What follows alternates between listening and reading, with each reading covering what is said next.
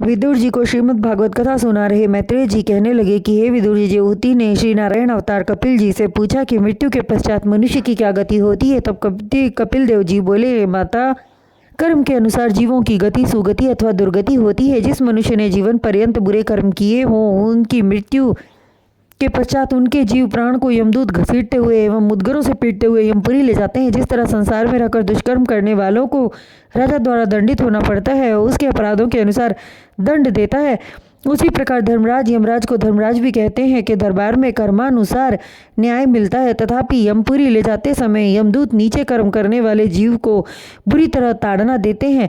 मृत्यु लोक से 99,000 योजन दूर स्थित यमपुरी के मार्ग की धरती आग के गोले के समान दहकती रहती है, जिस पर नंगे पांव चलते समय जीव को अत्यंत दुख मिलता है। जीव का रूप अत्यंत सूक्ष्म छोटा होता है, फिर भी वह हरि माया की प्रेरणा से स्वयं को मृत्यु लोक के शरीर धारी रूप में ही समझता है और दुखी होता है।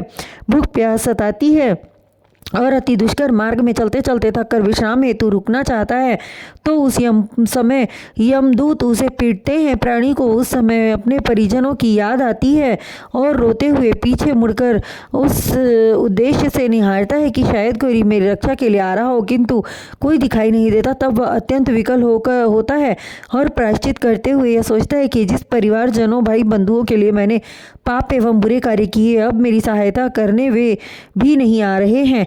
यमपुरी में प्राणी के कर्मों का लेखा जोखा होता है और अंत में उसके कर्म के अनुसार नई योनि प्राप्त होती है। जिसके कर्म बुरे होते हैं, जिसने जिस हिसाब से पाप अथवा पुण्य किए होते हैं, उस हिसाब से उसी तरह के नरक में भेज देते हैं, जहाँ पहुंचकर दुख भोगते हुए वह प्राणी समय पूरा करता है और नई योनि में जन्म लेकर पुनः 84 लाख योनियों में भटकने का चक्कर प्रारंभ हो जाता है। तब कहीं मनुष्य योनि प्राप्त होती है।